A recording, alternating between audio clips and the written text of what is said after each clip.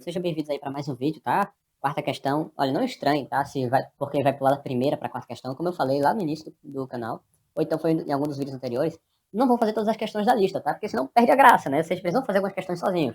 Óbvio, né? Para aqueles que têm contato comigo, é só entrar em contato que eu posso tirar alguma dúvida e tudo mais, mas eu evito dar a questão de bandeja, entendeu?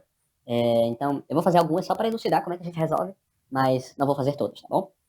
Enfim, voltando aqui. Quarta questão de viabilidade de circuitos. Um, a gente vai começar aqui com essa questão. E já nela a gente vai colocar em prática algumas coisas que a gente já aprendeu nas videoaulas teóricas. Então, se você quiser dar uma olhadinha lá, fica à vontade. Sempre é bom passar em qualquer tempo na parte teórica para dar uma revisada, uma recostada, beleza? Seguinte. Aqui é a quarta questão, vamos ler. O engenheiro solicitou que um técnico verificasse enrolation. Após os testes, o técnico informou a existência de um problema no circuito, o qual impedia uma operação correta do mesmo. Proceda de uma análise do circuito, identifique o tipo de problema e aponte a forma de resolver. Tá bom? Eu vou dar um bizu pra vocês, tá bom? Seguinte, pra não ter que fazer muita conta aqui também. É o seguinte. Se eu tiver um circuito só com uma única fonte independente, o meu circuito nunca vai ser problema. Se eu tiver uma única fonte independente e resistores, esse circuito nunca vai ter problema. Por que não? Eu tenho um único elemento ativo fornecendo energia para todos os outros elementos que são passivos. Beleza? Então, não vai ter problema, porque os meus elementos passivos, eles respondem a qualquer estímulo que o meu elemento ativo gerar. Agora, se eu tenho mais de uma fonte, já pode começar a surgir problema aí. Entendeu? Problema de coerência com fonte de corrente. Por exemplo, se eu tiver uma fonte de corrente aqui em série com outra fonte de corrente, e aqui diz 2 amperes e aqui diz 3 amperes, alguma coisa, na verdade, não vai funcionar o circuito, vai dar alguma coisa errada, vai dar alguma queima. Por quê? Aqui tem uma corrente, aqui tem outra corrente. Existe uma diferença de corrente. Ou seja, a corrente de 1 ampere que aparece aqui, ela está vindo de algum lugar. Entendeu? Como isso é uma incoerência, esse circuito não vai funcionar. Então, quando eu tenho a partir de duas fontes no meu circuito, eu posso ter problemas. Mas uma outra questão de probabilidade é o seguinte: dificilmente duas fontes independentes vão dar problema. Ou seja, dificilmente os problemas vão estar nas fontes independentes. Geralmente os problemas aparecem aqui, nas fontes dependentes. Por serem elementos controlados por outras características do circuito, pode ser que a forma de controle implementada dê problema, cause inconsistência no circuito. Então, quando a gente vai olhar os defeitos, geralmente a gente olha para isso aqui, tá bom? Para fontes dependentes de tensão ou corrente, tanto faz. Beleza? Então, baseado nessa premissa, eu vou fazer algumas simplificações do circuito, certo? Eu vou simplificar esse lado aqui do circuito. E para isso eu vou colocar em prática a equivalência de fonte e associação de resistores, né? Primeiro que eu vou fazer essa equivalência de fonte aqui. Então, se vocês estão lembrados, a fonte de tensão equivalente, que ela tem esse formato aqui, essa resistência aqui é a mesma daqui, então aqui vai ser 8 ohms. E essa tensão aqui é a corrente da fonte vezes a resistência, ok? Isso aqui vai dar 15 vezes 8, 120 volts. Beleza? Então, a fonte equivalente vai ser essa, 120 volts. E aqui eu vou ter essa resistência de 2 ohms em série. E aqui embaixo essa resistência de 10 ohms em série. Ok? E aqui eu vou ter uma resistência em paralelo de 12 ohms. E que está em paralelo com essa de 15 ohms. Ok? E aqui vai estar os terminais. Então a gente sabe que esse em série com esse é 10. E esse aqui está em série com esse também, tá? Porque se eu trocar a ordem aqui da fonte de tensão com essa resistência aqui, tanto faz, não altera nada no circuito. Então esse aqui está em série com esse também. Então o equivalente série desse aqui com esse aqui de cima é um de 20 ohms. E a gente também vai fazer o equivalente paralelo desses dois aqui. Como é que a gente resolve o equivalente em paralelo? A resistência equivalente é igual a primeiro vezes o segundo, dividido pelo primeiro, mais o segundo. Ok? Então, fazendo isso aqui, a gente vai achar 12 vezes 15 dividido por 12 mais 15. Isso aqui vai dar 20 dividido por 3. Ok? Então, eu vou reduzir esse circuito para, aqui, mais uma vez, minha fonte de tensão de 12 volts, de 120 volts, perdão. Resistência equivalente de 20 ohms. E aqui, essa resistência de 20 sobre 3 ohms. E aqui os terminais. Vê? Simplifiquei bastante o circuito. Quando chegar nesse ponto aqui, a gente agora vai novamente fazer a transformação equivalente de fonte, né? Aí, se vocês lembram, a fonte de corrente equivalente vai ser o seguinte. Essa resistência aqui vai ser igual a essa resistência aqui. Então, vai ser 20 ohms. E essa corrente aqui vai ser igual a fonte de tensão, a tensão da fonte, dividido pela resistência. Isso aqui vai dar 6 amperes, né? Isso aqui corta, né? 12 dividido por 2 dá 6. Então, isso aqui vai ser 6 amperes. E isso vai estar em paralelo com, aqui, 20 sobre 3 ohms. Ok? Então, fazendo agora o equivalente paralelo disso aqui, a gente vai ter o seguinte. A gente vai ter 20 vezes 20 sobre 3, o R equivalente, tá? Dividido por 20 mais 20 sobre 3. Aí é a mesma coisa de você pegar aqui 3 e aqui sobre 3, né? Isso vai dar 60, mais 20, 80. Esse 3 aqui embaixo corta com esse 3 aqui de cima. Isso vai ficar 400 dividido por 80. Esse 0 corta com isso, 40 dividido por 8 dá 5. Então, a minha fonte equivalente, aqui meu equivalente final vai ser o seguinte. Vai ser 6 amperes, perdão, e aqui vai ser 5 ohms. E aqui eu vou colocar o circuito agora, que vai ser 4V0, aqui 10 ohms, e aqui, eu vou colocar aqui embaixo, e aqui 5 ohms, e aqui vai ser V0, beleza? E só pra gente ter uma ideia mais ou menos do que vai acontecer aqui, seguinte, se a gente fizer o equivalente de Thevenin, aqui mais uma, se a gente fizer o equivalente de Thevenin nesse trecho, a gente vai ter o seguinte, como eu vou só retirar um trecho que não tem fontes independentes, então eu vou ter que fazer com aquele método lá, e tem uma fonte dependente, eu vou ter que fazer aquele método da fonte auxiliar. Então eu vou ter aqui VS, ok? Aqui vai ser uma fonte de tensão, 4V0, aqui uma resistência de 10 ohms, e aqui uma resistência de 5 ohms, e aqui é mais ou menos V0, beleza? E aqui vai estar saindo a corrente IS, tá bom? Então, fazendo aqui o método de malha, análise de malha, a gente vai ter o seguinte, VS mais 4 vezes V0 vai ser igual a 10 vezes IS mais 5 vezes IS. E aí a gente vai ter o seguinte, uma equação, duas incógnitas, V0 e IS, mas a gente vai ter uma segunda equação auxiliar que é o seguinte, V0 é igual a 5 vezes IS.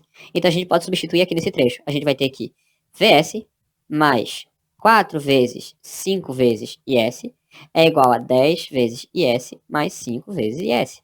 Então a gente vai ter aqui VS, eu vou passar esse termo para cá, vai ser igual a menos 20 vezes IS mais 10 vezes IS mais 5 vezes IS. Colocando IS em evidência, eu vou ter o seguinte, VS vai ser igual a menos 20 mais 10 mais 5, 15 IS. Então, minha resistência de Thevenin vai ser igual a VS sobre IS, que vai ser igual a menos 5.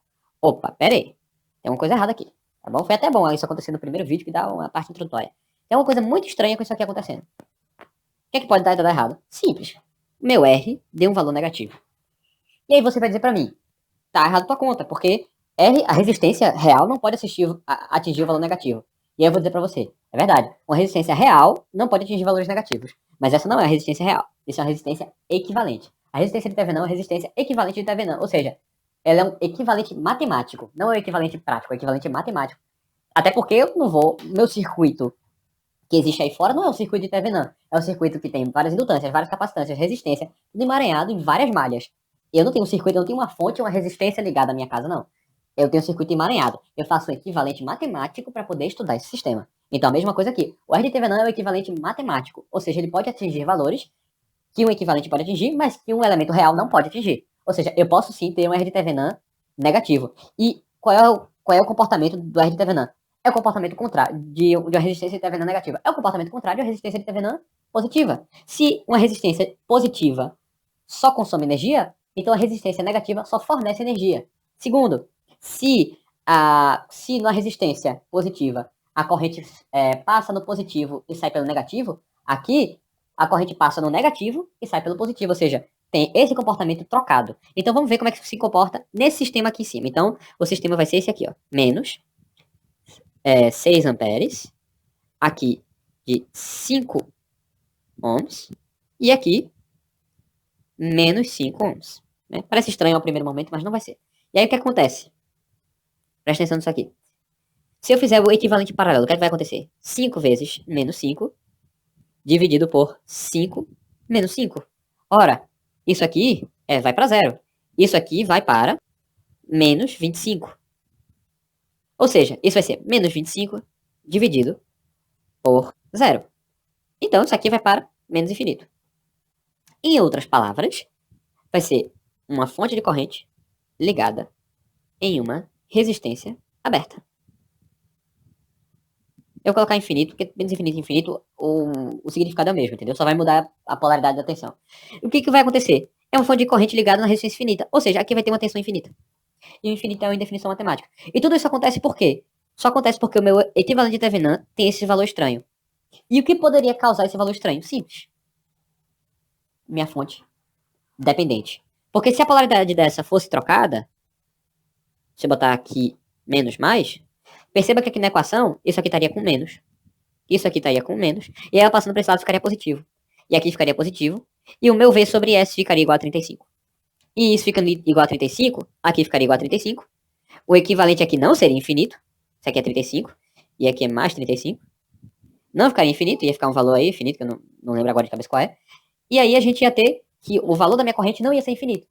O valor da minha tensão, perdão, não ia ser infinito. Ou seja, eu ia ter um sistema completamente possível. Então, de quebra aqui, observando de maneira... E você veja, eu não fiz muita conta, eu tô me demorando porque eu tô fazendo muita análise. Mas eu não fiz muita conta. Eu só simplifiquei esse circuito aqui, fiz o equivalente de Thevenin desse circuito aqui, e identifiquei qual foi o problema. Qual foi o problema? Simples. Primeiro, a minha resistência, ou a minha fonte dependente, fez com que o meu circuito enxergasse isso aqui como uma resistência negativa. E, sendo essa resistência negativa de valor igual a essa resistência aqui equivalente da fonte, eu vou ter um sistema que vai ter um paralelo, tá? Isso aqui é menos 5, vai ter um paralelo que vai para infinito. E qual é o problema? Isso aqui é uma fonte de corrente. Ah, se eu fosse calcular o dual, qual seria o resultado? Se eu calculasse o equivalente de tensão aqui, isso aqui ia dar uma fonte de 30 volts, tá? Que é 6 vezes 5 é 30. Essa resistência estaria aqui. Isso aqui dá 5 e aqui dá menos 5. Aí o que acontece? Quando a gente fizer o equivalente dessa aqui, dessa resistência aqui, a gente vai contar que 5 menos 5 é 0. Ou seja, isso aqui vai ser um curto-circuito. E se for curto-circuito aqui é uma fonte de tensão, aqui a corrente vai para infinito. Então a gente cai num problema semelhante. Eu gero uma incoerência matemática, uma inconsistência matemática, tá? Agora, se a gente quiser... Aqui eu tô fazendo uma análise mais física. Se a gente quiser fazer uma análise matemática mesmo, a gente vai encontrar a equação aqui, e essa equação vai ter o seguinte, vai ter 120 igual a 0. Isso também é uma inconsistência matemática. Então, a gente tem a maneira interpretativa de encontrar a falha nesse circuito, certo? A gente vai ver que se a gente colocar essa fonte de tensão dependente desse jeito, vai gerar uma corrente infinita, se for o equivalente, vai gerar uma corrente infinita e vai gerar também uma queda de tensão infinita, porque vai ter uma corrente infinita e vice-versa. Beleza? Bom, pessoal, então, a gente descobriu qual foi o problema. O problema é a polaridade aqui da fonte de tensão. Ela tá nessa polaridade aqui. E se a gente já percebeu que se a gente inverter essa polaridade, o problema se resolve todo. Porque essa resistência equivalente aqui não é mais negativa, ela se torna positiva. Aqui, ó, já fiz as contas aqui, ela se torna positiva. E aí não causa esse problema. Porque, por exemplo, se aqui de novo for 5 e aqui for 35, então aqui a resistência equivalente é 40. Beleza? E aqui é 40, é 30 sobre 40. Então a corrente é finita, é 3 quartos de ampere. Beleza? Bom, pessoal, então essa foi a questão, tá? Apenas recapitulando. Quando a gente tem uma única fonte, o sistema sempre vai funcionar. Fonte independente. Se a gente tem mais de uma fonte, o sistema já pode dar problema. E, estatisticamente falando, a maior causador de problema nesse caso vai ser fontes dependentes. Porque como eu estou aplicando essa fonte um controle dependente do meu circuito, se eu não planejar bem o controle, como foi o caso daqui, eu posso levar esse circuito a apresentar um erro. Beleza? Então, geralmente quando tiver assim fonte dependente, foca na fonte dependente. Se ele estiver perguntando, se ele estiver falando assim, o circuito tá apresentando problema, e identifica esse problema, procura investigar esse problema perto da fonte dependente, que provavelmente vai estar lá.